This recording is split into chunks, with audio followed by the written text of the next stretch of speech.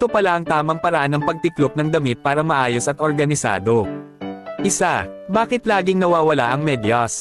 Ganito dapat ang pagtiklop ng medyas, parang nasayang ang kalahati ng buhay ko. Dalawa, tiklopin ang mga printed t-shirts ng ganito para mas madali silang mahanap.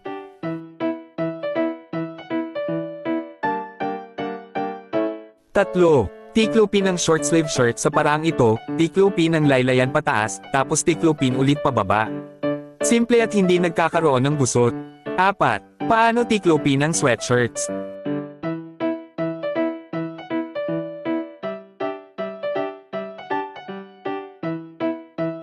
Lima, paano tiklopin ang hoodies?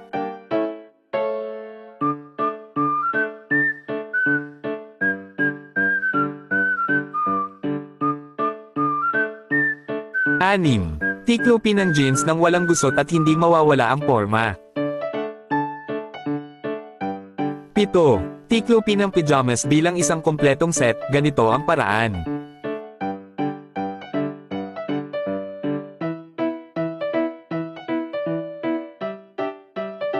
Walo, tiklopin ang sweater sa paraang ito para maayos at organisado. Siyam, pagtiklop ng coats ng madali, tingnan kung gaano ka-simple. 10. Tiklopin ang down jackets ng ganito para maayos at madaling iimbak. Follow para sa mas marami pang tips sa storage.